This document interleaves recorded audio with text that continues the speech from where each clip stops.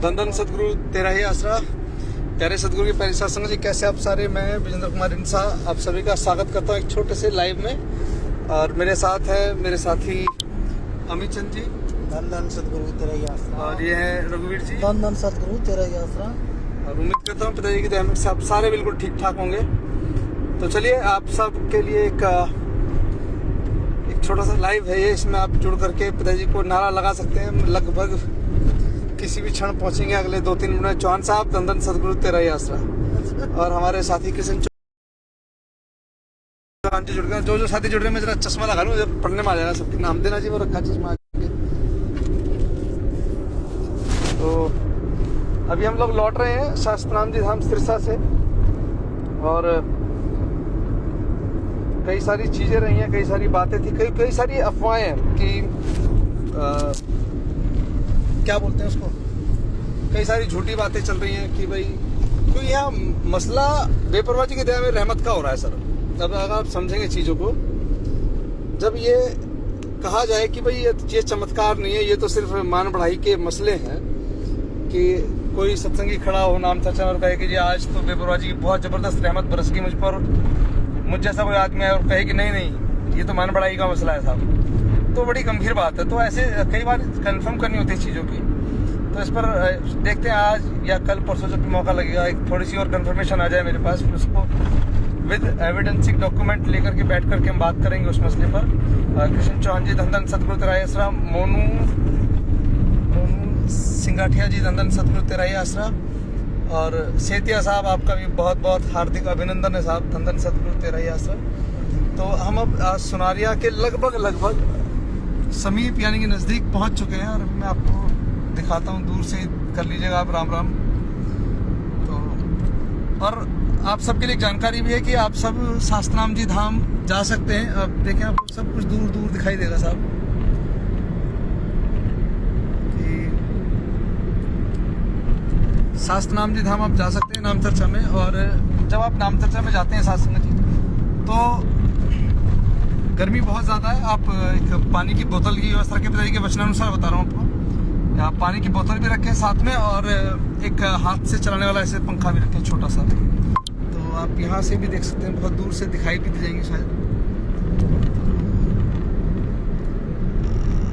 पप्पू राम जी धन धन सतगुरु तेरा ही आसरा। मोनू सहगल जी, रोमी भाई जी धन धन सतगुरु तेरा ही आसरा। शुक्रिया रोमी भाई। पप्पू जी धन धन सतगुरु तेरा ही आसरा। विजय लक्ष्मी जी धन धन सतगुरु तेरा ही आसरा। जसबीर जी धन धन सतगुरु तेरा ही आसरा। अगर आपको दिख रहा हो दूर तो आप नारा लगा सकते हैं साथ। ये देखें बिल्डिंग्स भी हैं पीछे, ये पीछे जो दूर दिख रहा है वो सब जेल की बिल्डिंग्स हैं सुनारिया की। और अभी हम चौक पर पहुंचेंगे तो वहाँ भी आप पूज्य पिताजी को नारा दे करके उनकी कुशल क्षेम यानी कि उनकी सलामती की दुआ भी कर सकते हैं शासन जी। तो आप देखें ये जा रही है गड्डी। गुरप्रीत भाई धन धन सतगुरु तेरा ही आसरा भवानीगढ़ से जी। पप्पू भाई रहमत है पिताजी की और बिल्कुल अपार दया मेरे बल्ले बल्ले हो रही है। और ये जब भी आपको मौका लगे शास्त्रनाम जी धाम जाने का जरूर जाएं। और सेवाओं का दौर चल रहा है दरबार में, मोटरों पर बहुत सारी सेवाएं हैं। आप मोटर की सेवा पर भी जाकर के दरबार में जो मोटर है वहाँ पे जाकर हम सेवा कर सकते हैं। एक है ढाबा 24। चलते रहो धीरे धीरे चलते रहो साहब। ये अब चौक पे आ गए हम। आप यहाँ नारा लगा सकते हैं साथ संगत जी, धन धन सतगुरु तेरा ही आसरा। ये चौक है धन धन सतगुरु तेरा ही आसरा, जो जेल की तरफ रास्ता जाता है। और सामने बहुत दूर नीला सा बोर्ड दिख रहा है, ये सब सुनारिया धाम की तरफ रास्ता जा रहा है साहब। मेरे सतगुरु जहाँ निजधाम वहाँ। और पूज्य पिताजी की दया में रहमत सब पर इसी प्रकार बने रहे। भरत सिंह जी धन धन सतगुरु तेरा ही आसरा। पप्पू जी धन धन सतगुरु तेरा ही आसरा। रोमी जी धन धन सतगुरु तेरा ही आसरा। हमारी ओर से भी नारा लगा देना भाई जी। भाई सबकी ओर से लगा दिया नारा, धन धन सतगुरु तेरा ही आसरा। और अरदास से बेपरवाही के पिताजी आप सब पर अपनी अपार दया में रहमत बनाए रखें। और हम सब की ओर उनके चरणों में निभाए साहब। इससे बड़ी दुआ कोई हो नहीं सकती। और एक सत्संगी को मांगना भी यही चाहिए कि पिताजी जब मेरा अंतिम तेरा दर हो और मेरा सर हो। तो जो भी दरबार आपके आसपास लगते हैं सासंग जी, आया जाया करो। जो भी नाम चर्चा घर, तो जो भी आपके घर के आसपास नाम चर्चा घर है वहाँ भी आया जाया करें सासंग जी। तो लोगों को ये रहेगा कि हाँ यार डेरे वाले तो आते जाते हैं। अभी देखो वहाँ पर हम रुक जाते हैं तो कई बार लगता है कि यार पता नहीं जा रहे हैं नहीं जा रहे हैं। तो मेरा आप सबसे निवेदन है कि दरबार जाना ना छोड़ें आप, और किसी के बहकावे में मत आए कि परमार्थ है, नोटो वोटो का चक्कर है। सासंग जी पूज्य हजूर पिताजी के वचन है कि उनका कल भी कोई नोटो वोटो का चक्कर नहीं था, आज भी कोई चक्कर नहीं है। अगर हम कभी परमार्थ भी करते हैं तो हम अपने संचित कर्मों के आधार पर परमार्थ करते हैं, या तो कोई मुझे जैसा आदमी उनका ठेका ले ले, सब जो हमारे बुरे कर्म है उनका ठेका उठा ले अपने सर पे, फिर उसके बाद कहे कि परमार्थ मत करो तो मत करो। लेकिन जब बेपरवाही के वचन है कि बेटा सेवा सेवन परमार्थ परिहित में बढ़ चढ़ के किया करो, तो साहब करना चाहिए। बेपरवाही के वचन मानने हमने, या मुझे जैसे किसी आदमी की बात को ध्यान से सुनना है। अगर कोई भी व्यक्ति अगर आपको परमार्थ के रास्ते से हटाता है या डेरा सच्चा सौदा की विचारधारा के खिलाफ आपको करता है, तो ये बहुत बहुत गलत चीज है। इससे आपको बचना चाहिए शासक जी। और एक और गंभीर बात बताऊंगा मैं आपको, समझने की कोशिश कीजिएगा इस बात को कि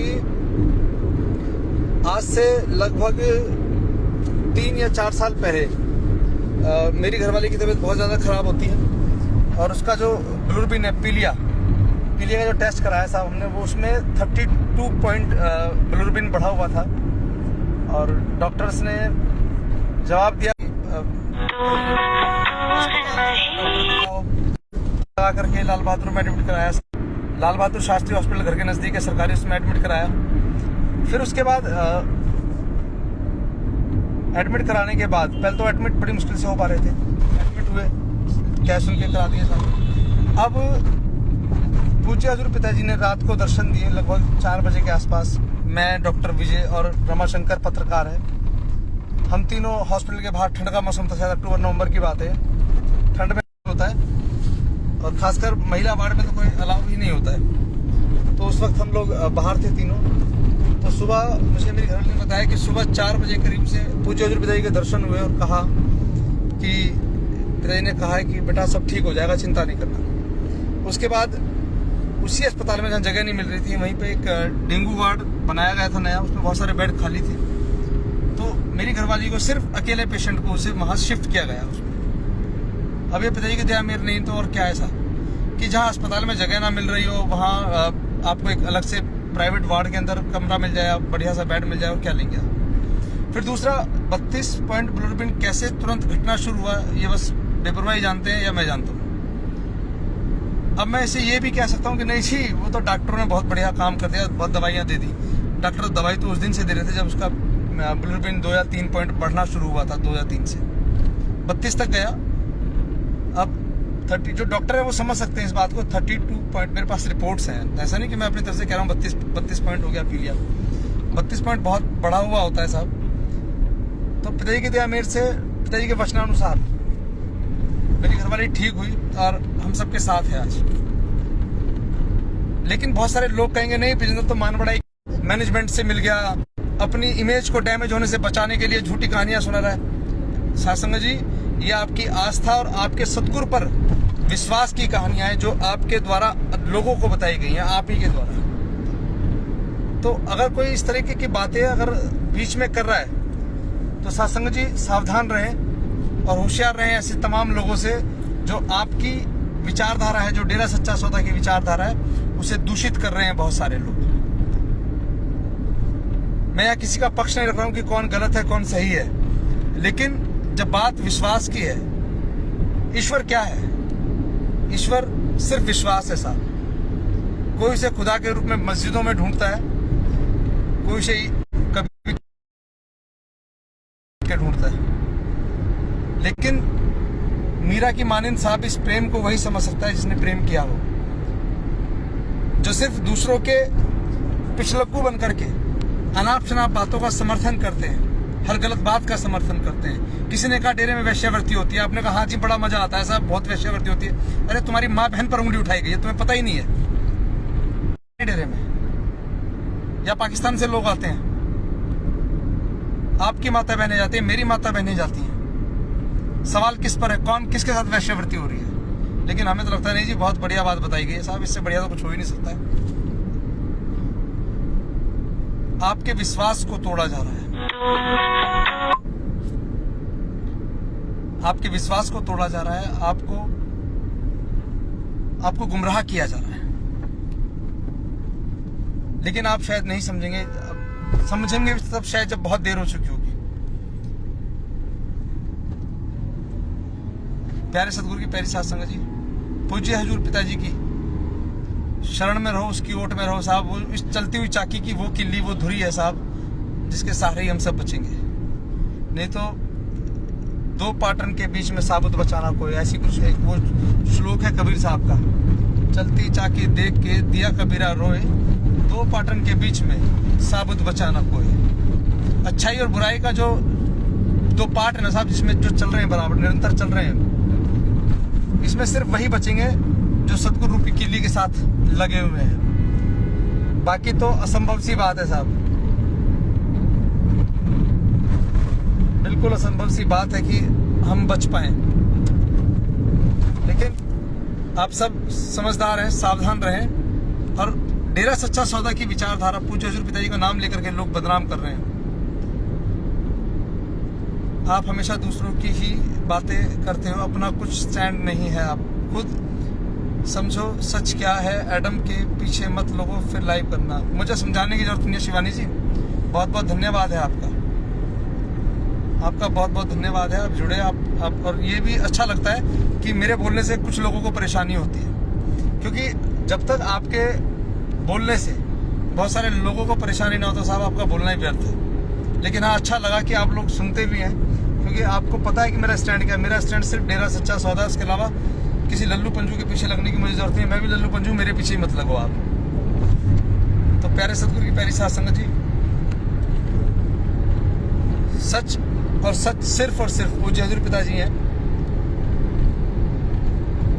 और यहाँ एक बहुत बड़ा मजमा है जो हटा दिए गए हैं, निकाल दिए गए हैं, या मुझे भी हटाया गया है। जब मैं ब्लॉक भंगीदास था तो मुझे भी उस जमात में खड़ा हो जाना चाहिए था जो कहते हैं कि नहीं, डेरे में तो गलत होता है। डेरे में कुछ गलत नहीं होता, गलत हमारे दिमाग में चलता है सर। जितना पाक पवित्र डेरा जब पूज्य हजूर पिताजी थे तब था, उतना ही आज भी है। क्योंकि अगर जो कहानियां भी अगर हम सुन रहे हैं ना साहब, वो 2017 के बाद की नहीं है, 2017 से पहले की है सारी। तो सब पूज्य हजूर पिताजी के सामने ही हो रहा था, तो उसका मतलब गलती कहाँ है। तो चलिए, जैसा आप सबको समझ में आए अच्छा है। मैं तो अरदास करूंगा बेपरवाह से, पूज्य हजूर पिताजी आप सबको सद्बुद्धि दे, मुझे आपसे पहले थे। तो मिलते हैं बहुत जल्द, दोबारा से मौका लगा तो लाइव होने का जरूर मुलाकात होगी। और जो लोग कह रहे थे कि हाँ, मुख्य बात तो रह गई साहब, कि कुछ लोग कह रहे थे कि भाई डेरे में बहुत गलत होता है, बहुत गुंडे टाइप के लोग रहते हैं। मैं आज भी गया था एडम में साहब, एडम ब्लॉक में गया, मुझे तो किसी ने नहीं टोका, भाई क्यों आ गए तुम, होते कौन है यहाँ आने वाले। डेरा सच्चा सौदा हर उस डेरा प्रेमी के लिए मंदिर समान है साहब, जिसमें हमारा ईश्वर बसता है, जहाँ हमारी आस्था बसती है। आपकी आस्था को ही तो तोड़ा जा रहा है, लेकिन आपको लगता है नहीं जी किसके पीछे खड़े हैं हम। तो आगे खड़े हो जाओ साहब, जाकर पीछे क्यों खड़े होते हो किसी के, आगे खड़े हो आप। आपको मतलब क्या है किसी से, आप सबसे आगे खड़े हो जाओ लाइन में, सबसे आगे, और वहां जाके खड़े हो, लाइन आपके पीछे शुरू हो जाए। मालिक के प्यारो, और मैंने कहा भी था कि जिससे ये कंफ्यूजन हो कि भाई डेरा सच्चा सौदा में नहीं मिलने दिया जाता है, एडम में तो जा ही नहीं सकते, वो तो एक बड़ी अजीब सी जगह है। तो मेरा कहना था आप सबसे कि जिसे चलना है वो मुझे मिले वहाँ, क्या नाम है, नीम का बाग है, 45 मेंबर कमरों के सामने, 50 नंबर कमरे के बाहर। कोई नहीं मिला साहब, क्योंकि सब यहाँ फेसबुक व्हाट्सएप पर आकर के तो कहेंगे जी ये गुंडागर्दी हो रही है, वो हो रहा है, ये हो रहा है, पता नहीं क्या हो रहा है। अरे बैठ के सामने तो बात करो यार कि क्यों कर रहे हो गुंडागर्दी। लेकिन नहीं है ऐसा कोई भी। तो प्यारे सतगुरु की प्यारी साध संगत जी, किसी के बहकावे में मत आओ। हो सकता है शायद मैं ही बहका रहा हूँ कि मैं गया ही नहीं, जाके कंफर्म कर लिया करो कभी कभी कि कोई आता भी है नहीं आता है। रिसेप्शन पे पूछ लिया करो कि फलाने 45 मेंबर आ रहे हैं नहीं आ रहे। तो मालिक के प्यारो, किसी के भी बहकावे मत आया करो, किसी के भी, क्योंकि कर्म हमारे, आपके और हमारे कर्म पूज्य हजूर पिताजी की दया मेरे से कटने, किसी की रहमो कर्म से नहीं कटने की। चल ठीक है मेरे पीछे लग गया तू तो तेरे कर्म कट जाएंगे, ऐसा नहीं है। पूज्य हजूर पिताजी की दया मेहर से ये आपके और हमारे सबके कर्म अपने। राजबाला बहन कह रहे हैं आपको क्यों कहेंगे, आप तो उन्हीं की भाषा बोलते हो। उन्हीं की भाषा नहीं बोलता मैं, जो सतगुरु ने सिखाया ना वो भाषा है साहब मेरी भाषा प्यार प्रेम की भाषा है, जो पूज्य हजूर पिताजी ने सिखाई है। और पूज्य हजूर पिताजी ने हमेशा सबका अदब करना सिखाया है, सच पे चलना सिखाया है, और सच की राह बड़ी औखी है, पिताजी ने ये भी कहा है। तो औखी तो है साहब, इसमें कोई दो राय नहीं है। दुनिया का अगर सबसे कोई मुश्किल काम है तो वो सच पे चलना है, और सच ये है कि डेरा सच्चा सौदा दुनिया की सबसे पाक पवित्र संस्था है, जिसे शायद आप जिनको सुनते हैं वो लोग जो कह रहे हैं कि डेरा सच्चा सौदा में तो वैश्यावृत्ति होती है, ये आपका नजरिया हो सकता है साफ देखने का, क्योंकि अगर चश्मा लगा रखा है मैंने तो मुझे बहुत साफ दिख रहा है, शायद दिख भी नहीं रहा, मुझे अक्षर भी नहीं दिख रहा क्या लिखा है। तो ये आपका चश्मा कौन सा लगाया आपने, वो नजरिया है साहब आपका कि आपको क्या दिख रहा है। जब दर्शन होंगे तभी तो कर्म कटेंगे। मुझे आज भी याद है राजबाला जी, मुझे नहीं पता कि आपकी आईडी असली है नकली है फेक है, बहन है भाई है, मुझे नहीं पता, लेकिन जब राजबाला लिखा है नाम तो बहन ही है आप। तो आप एक बात समझे, मुझे आज से अच्छी तरह याद है, बहुत पहले पिताजी कहा करते कि बेटा सिमरन क्या करो, बहुत ज़्यादा सिमरन क्या करो, जितना वक्त हो जाए बेपरवाह जी की याद में, मालिक परमपिता की याद में बैठा करो। परम पिताजी की याद में बैठा करो, आपके कर्म कटेंगे, क्योंकि जन्म मरण तो कट गया तुम्हारा। अगर नाम लिया है डेरे सच्चे सौदे से तो उसका एक पैर यहाँ और दूसरा सचखंड में। ये बेपरवाह मस्ताना जी के वचन है, संत वचन पलटे नहीं पलट जाए ब्रह्मांड साहब। अब जन्म मरण तो कट गया, लेकिन जो हमारे संचित कर्म है, या जो हम देख करके बोल करके सुन करके, तो एक मिनट राजबाला जी, मैं आपके सवाल का जवाब जरूर दूंगा। 4 साल से दर्शन नहीं हो रहे हैं तो कर्म कैसे कटे, अभी बताऊंगा इस बारे में भी कैसे कटेंगे कर्म। पहले ये सुन लो, पूज्य हजूर पिताजी के वचनानुसार बता रहा हूँ, आप में से बहुत सारे सेवादारों ने सुने भी होंगे। तो मुझ जैसे किसी सेवादार ने एक दिन सवाल किया, पिताजी सिमरन तो होता नहीं तो कर्म कैसे कटेंगे। तो पिताजी ने कहा बेटा, तो सेवा में अपने आप को इतनी बुरी तरीके से झोंक दो, सेवाओं के तूफान में आपके बुरे कर्म उड़ जाए, कर लो सेवा। अब आप बात पे आते हैं आपकी कि 4 साल हो गए दर्शन करे हुए, कर्म कैसे कटेंगे। अगर कर्म सही होते तो आपको आपके घर की रोटियों में दर्शन दे रहे होते बेपरवाह जी। अगर कर्म सही होते तो आधे हिंदुस्तान को चंद्रमा में दर्शन होते हैं, आपको भी चंद्रमा में दर्शन हो रहे होते। बहुत सारी जगह सेवादारों को दीवारों पर, पत्तों पर, पता नहीं कहाँ कहाँ, क्योंकि जर्रे जर्रे में है झांकी जिंदा राम की, किसी सूझ वाली आंख नहीं पहचान की।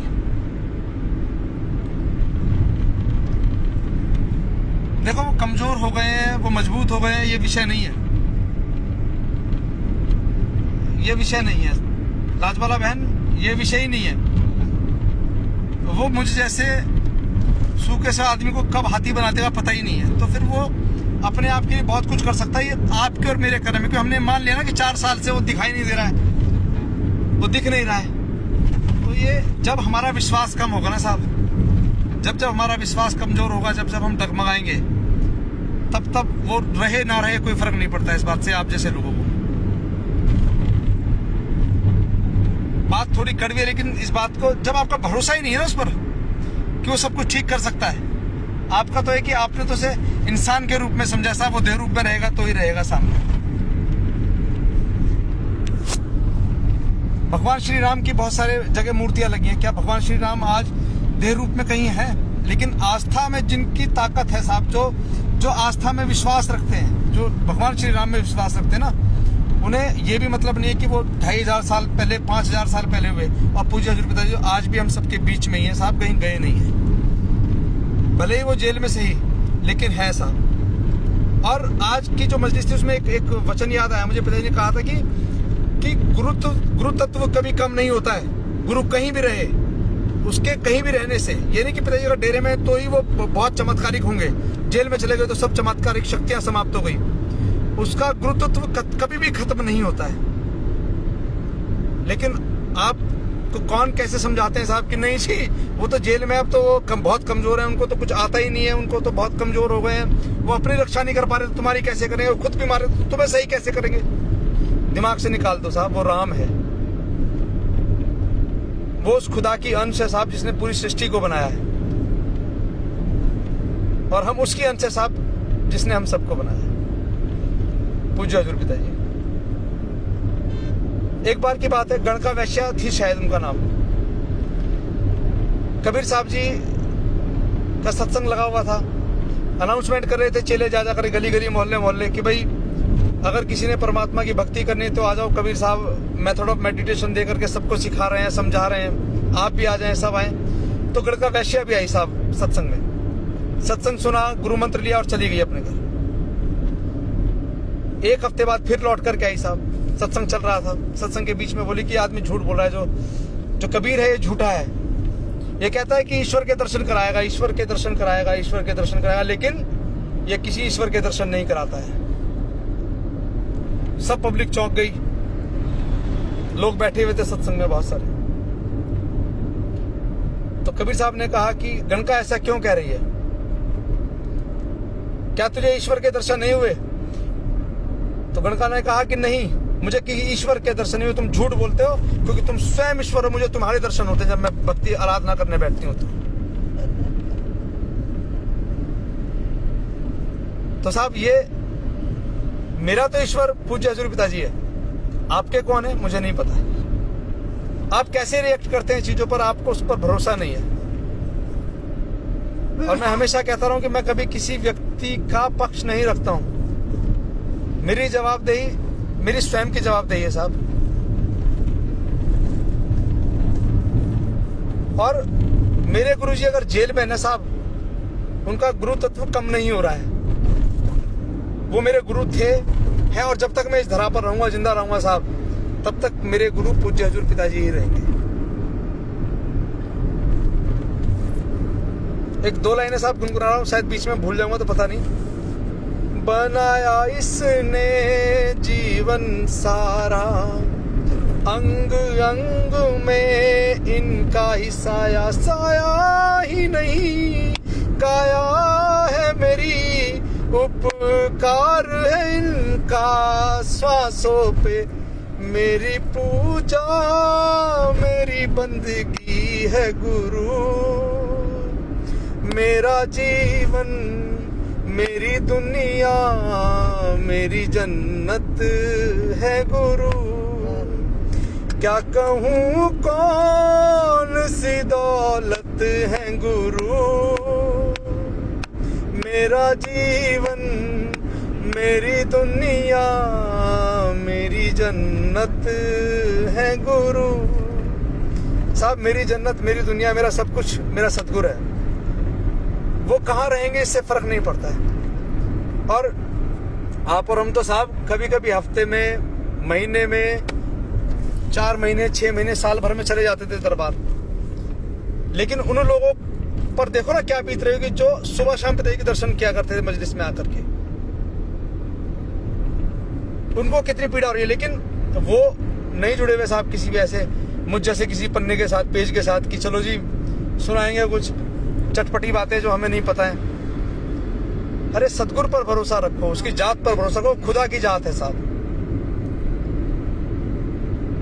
और मैं तो एक ही बात जानता हूं मालिक के पैरों, कि अगर सब कुछ गलत था तो 2017 से पहले ही तो गलत था यार। पिताजी तो तब भी थे। उस पर भरोसा रखो, सब ठीक होगा। और आप सबकी दुआओं का असर है कि पूज्य हजूर पिताजी की सेहत अभी ठीक है, थोड़ी सी आराम लग रहा है उनको, धीरे धीरे। तकलीफ है उनको, शुगर की बहुत ज़्यादा मात्रा बढ़ी हुई है शरीर के अंदर, और पेनक्रियाज में स्वेलिंग है जिसकी वजह से बहुत तकलीफ है, पेट में दर्द भी है पूज्य पिताजी को। और उसी की जांच के लिए एंडोस्कोपी वगैरह कराई गई है। अब देखिए, अब लोग कैसे तफरीह लेते हैं कि भाई अब 45 मेंबरों को के डाल दो गले में, या अपने गले में डाल लो पाइप। अगर पूज्य हजूर पिताजी को कोई तकलीफ है शारीरिक दृष्टि से देखा जाए, और अगर एक्सरे में नहीं आ रहा है, अल्ट्रासाउंड में नहीं आ रहा है, सीटी स्कैन में नहीं आ रहा है साहब, पेट स्कैन में नहीं आ रहा है, तो अगर उसका अगला विकल्प एंडोस्कोपी है तो वो तो साहब, अगर हम चाहते हैं कि पिताजी को लाभ मिले तो क्या एंडोस्कोपी नहीं होनी चाहिए? होनी चाहिए साथ संगत। मकसद पूज्य हजूर पिताजी के स्वास्थ्य लाभ का है। आप किसी की भी इन बातों में ना आए कि ओशो के साथ ऐसा हो गया, उसके साथ वैसा हो गया। ओशो के साथ जो साजिश थी साहब, ये नहीं थी। अगर थी तो वो अमेरिका सरकार की थी। भारत की राजनीति में और अमेरिका की राजनीति में जमीन आसमान का फर्क है।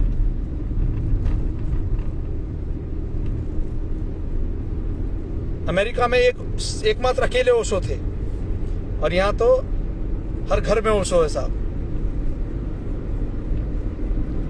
दयाल अक्सर कहा करते कि अगर संत की परिभाषा देखनी है तो संत तो वही होता है साहब जो ईश्वर से आपकी मुलाकात कराए। लेकिन यहाँ तो संत एक ईंट उठाओ, एक के ऊपर एक निकलेगी साहब। एक ईंट के ऊपर मिलेगा, 2 ईंट के नीचे मिलेंगे बैठे हुए। ये स्थिति हमारे देश की।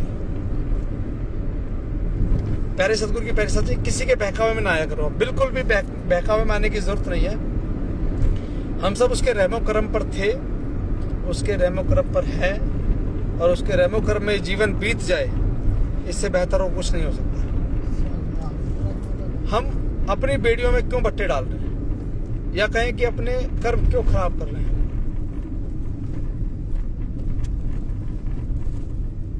प्यारे सतगुरु की प्यारी साध संगत जी, किसी का कुछ नहीं जाएगा, किसी का कुछ नहीं जाएगा।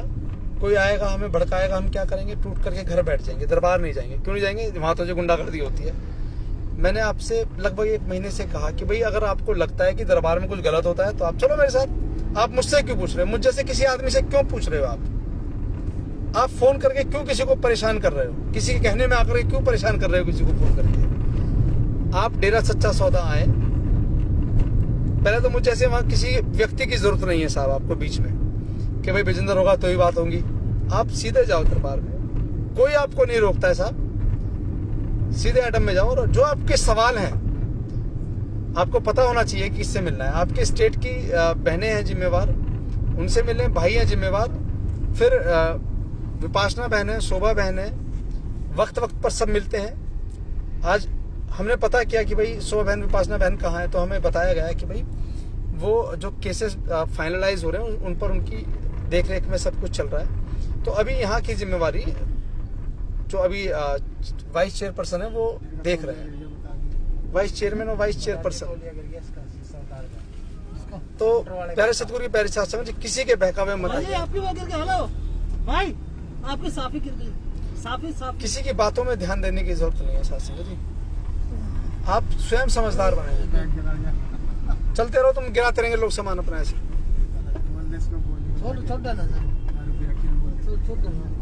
तो प्यारे सतगुरु की प्यारी साध संगत जी,